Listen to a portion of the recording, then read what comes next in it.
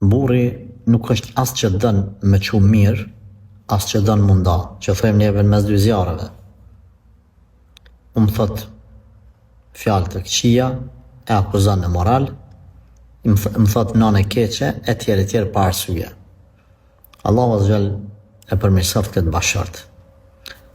Zoti i lartësuar ka obligu për besimtarët ose me jetu që duhet që ka hije ose munda. Andaj këti burri na i themi ose maje gruan, ose daje prej saj. Mos ja bjerë kështu punën.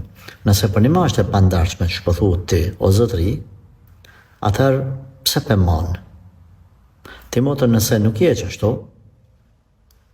alhamdulillah, nuk po thonë më shumë mërzit, se e di që dërë me plasti, se po ta nxet, po ta shpif diqka. Tash, aj, asë nuk dërë me që mirë, asë nuk dërë munda.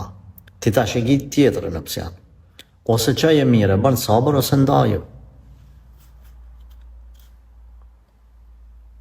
Nëse mund me duru, Allahu që përbleft e Zotit një moft, nëse jo, atër gjithë më unë këshillaj, pa nguti, pa eufori, jo me një minutë ose dytë përgjigje që t'japon, me emocionu, me mbush në vetë dhe me shku me bo punën bërlog, jo, shko, analizaj mirë sanët, fali 2 rekat namaz, bani dua Allahit, konsultoha me njerëz të mençëm të familjes, të akrabave tu, kallzoj babës e nanës e vllaznive, po tu me marrë këtë vendim, kallzoj edhe ati zotnis, ati burët e lutë mos e nali fjallët, që te do sanë në tavërin 3-4 pika, plotësoj qëto ose unë e vdu munda.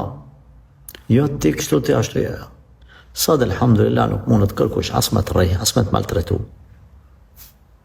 Ka mundësia, shëqër në raste që ka ardhë, por edhe në raste po keq përdorët adhja. Edhe vazhdo për para. Pra t'jeshe kujdesshme është mirë. Konsultim me familjen është mirë. Pa eufori është mirë. Allahu t'ni moftë.